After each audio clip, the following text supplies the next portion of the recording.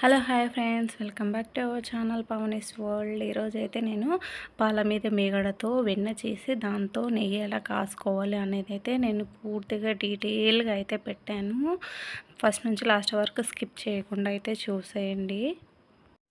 పాల మీద మీగడ అనేది మనము డీప్ ఫ్రిడ్జ్లో స్టోర్ చేసుకుంటే ఎన్ని మంత్స్ అయినా సరే అలాగే ఉంటుందన్నమాట.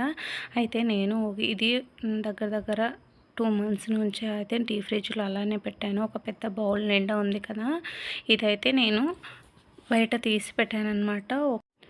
మీరు నెయ్యి ఎప్పుడు చేసుకోవాలనుకుంటున్నారో దానికన్నా ఒక 4-5 అవర్స్ ముందు తీసి పెడితే అది ఫ్రీజ్ అయి ఉంటుంది కదా, కూలింగ్ అంతా తగ్గిపోతుంది అనమాట. తగ్గిపోయినప్పుడు మనం ఈజీగా నెయ్యి అయితే చేసుకోవచ్చు. దీనికోసం అయితే మనం కూలింగ్ అంతా అయిపోయిన తర్వాత నేను వెన్న తీయడానికి మనకు చల్లని వాటర్ పోస్తే కొంచెం ఈజీగా ఉంటుందని చెప్పేసి నేను ఒక పెద్ద చెంబుకి అయితే వాటర్ అయితే తీసి ఫ్రిడ్జ్లో అయితే పెట్టుకున్నాను ఒక 1 అవరు. దీనికోసం అయితే ఒక మిక్సీ జార్ అయితే తీసుకోవాలి. మిక్సీ జార్ అనేది కొంచెం పెద్దగా ఉండాలి, చిన్నగా అయితే ఉండకూడదు. ఎందుకంటే ఎక్కువగా వాటర్ పోసి మనం మిక్సీ పడతాం కాబట్టి పెద్ద మిక్సీ జార్ అయితే బాగుంటుంది.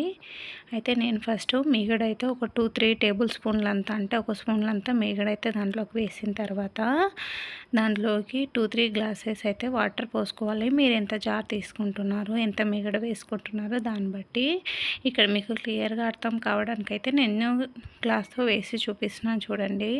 నేను ఒక అందాదమైన అంత మీగడ వేసాను కదా, దానికి నేను 2 గ్లాసుల వాటర్ అయితే పోసిన తర్వాత దాన్ని మిక్స్ అయితే పట్టుకోవాలి. పట్టుకుని మనకు అప్పుడే తెలిసిపోతుంది అనమాట. కాసేపు మిక్సీ పడితే వెన్న అనేది పైనకి అంతా వచ్చేస్తుంది. మీకు అర్థమైపోతుంది. మధ్య మధ్యలో ఒకసారి తీసి చూసుకోండి, చూడండి అలా వెన్న అంతా పైకి అలా అయితే వచ్చేస్తుంది. ఇదే విధంగా నేను మొత్తం మీగడ అంతా ప్రాసెస్ అయితే సేమ్ ప్రాసెస్ తోటి అయితే చేసుకున్నాను.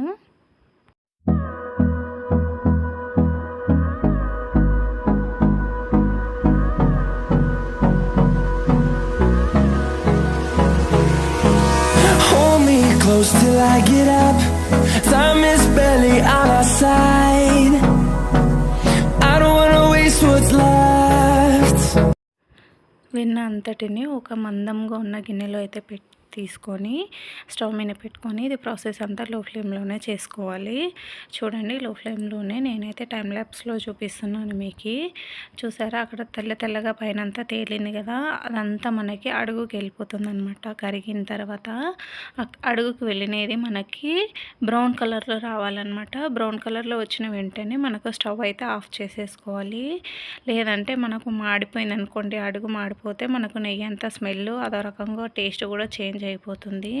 మనకు అది అడుగు అయితే కంపల్సరీ పడుతుంది. మనకి ఏ గిన్నెలో తీసుకున్న అడుగు పట్టినప్పుడు అది బ్రౌన్ కలర్లో వచ్చినప్పుడే మనం స్టవ్ ఆఫ్ చేసేసుకోవాలి. చూసారా, బ్రౌన్ కలర్ వచ్చినప్పుడే నేను స్టవ్ అయితే ఆఫ్ చేసేసుకున్నాను.